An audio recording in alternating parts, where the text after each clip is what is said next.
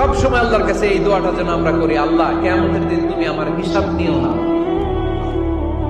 আল্লাহ তুমি আমার বিচার বসিও না, আল্লাহ তুমি দয়া করে আমারে মাফ করে দিও।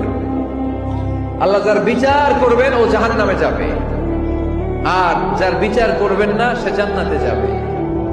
আল্লাহ যদি বিচার করে আর পাই টু পাই হিসাব নেয়, নামাজ পড়লি না কেন, রোজা রাখলি না কেন, মিথ্যা বললি কেন, খাদ্যে ভেজাল দিলি কেন, মাছে ফরমালিন দিলি কেন, যৌতুক খাইলি কেন, ঘুষ খাইলি কেন, উল্টাপাল্টা করলি কেন, জিনা করলি কেন, একটার পর একটা প্রশ্ন বানে যদি সেই ভয়ঙ্কর দিনে আল্লাহ আমাদেরকে জর্জরিত করে, আমাদের কোন উত্তর আছে? সেদিন আমাদের বাঁচার কোন উপায় আছে? তাই আমরা সবাই আল্লাহর কাছে দোয়া করবো, আল্লাহ কোনো বিচার টিচার মানি না, কোনো বিচার করতে পারবো না, দয়া করবা। কথা কয় না? কি করবে? এবার আওয়াজ করে বলেন, বিচার চান না দয়া চান?